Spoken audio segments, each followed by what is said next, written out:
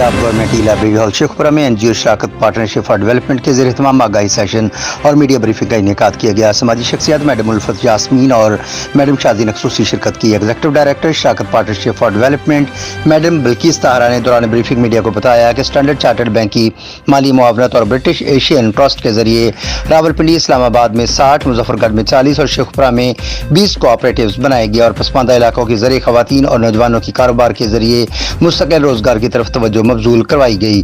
शेखोपुरा में देही खवातीन के 20 कोऑपरेटिव ग्रुप्स बनाए गए, जिसमें 82 खवातीन और 18 मर्दों को हमने इस प्लेटफॉर्म से जरिए कारोबारी अफराद के तौर पर कामयाबी से बाख्तियार बनाया है।